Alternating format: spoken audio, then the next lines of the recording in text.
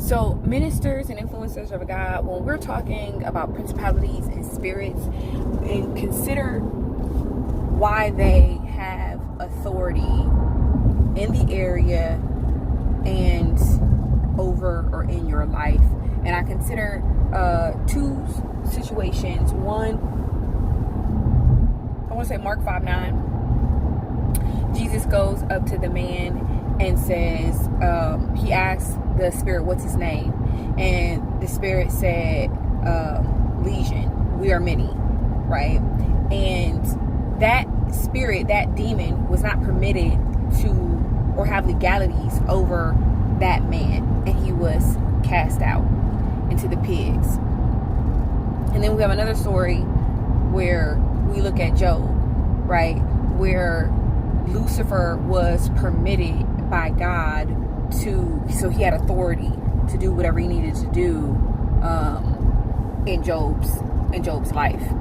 And so when we're looking at our own lives, or we're ministering to other people's lives, consider like how does that principality, that demon, that spirit have legality over a person's life? It could be because of something that they're doing where they've opened a door, right?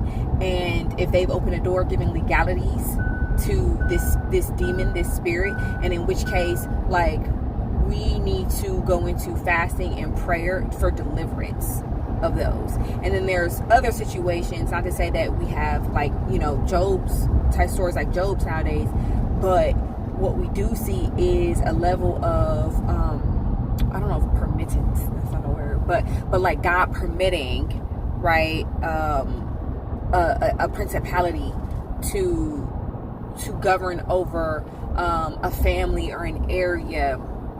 Like that's their authority, right? But it's only so much that principality is able to do. And what I was seeing was there are principalities that are impacting certain families and bloodlines, and to some level they're being permitted to do that because it's through that trial that family will be delivered.